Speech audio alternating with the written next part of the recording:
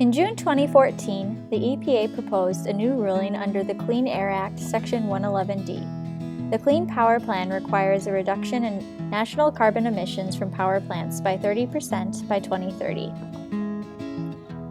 Each state was given an interim and final reduction goal based on state-specific data using 4 building blocks.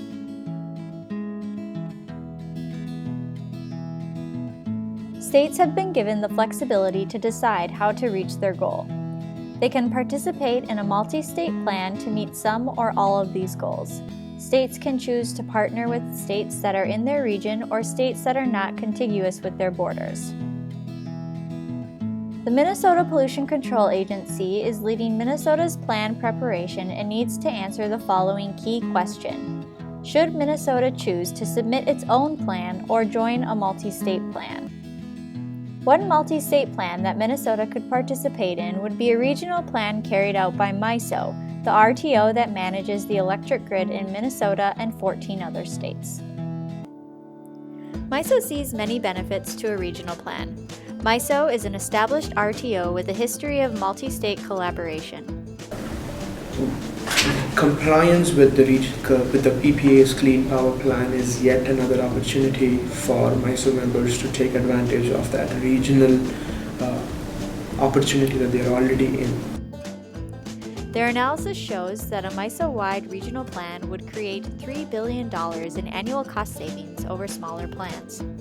Another upside to a regional plan would be the ability to leverage the varying geographic locations of the participants.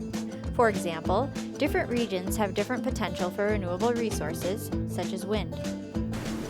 Bigger is better. That has been proven in so many different aspects already. That is one of the reasons why so many regional markets, not only in the United States but across the globe, exist.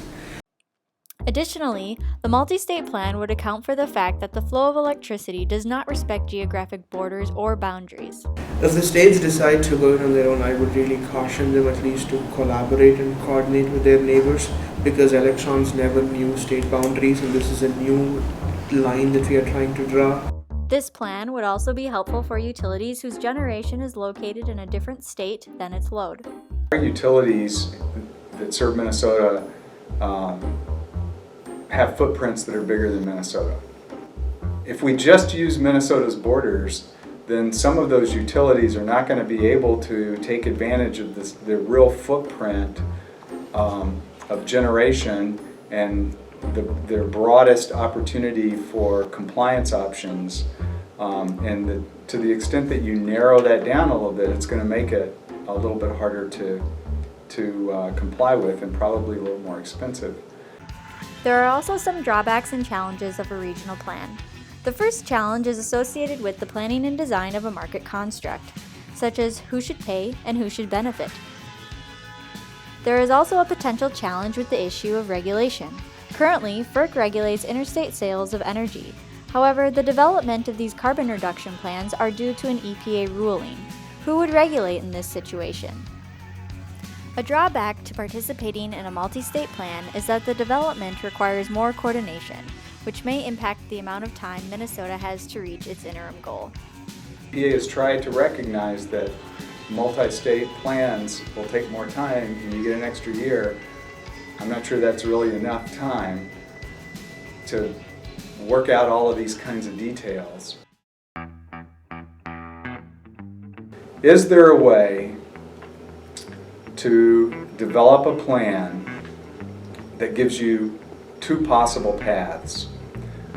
One, if you just do it as a single state, and another that would allow for multi-state cooperation or trading or whatever you want to call it, and not have to invoke the trading or the multi-state thing until a few other things can get worked out.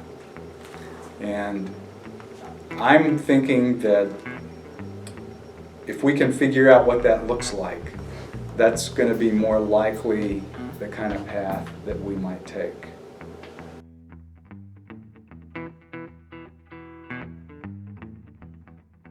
And I'm feeling good.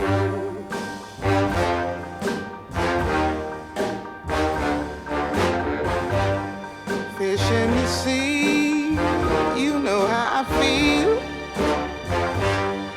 river running free.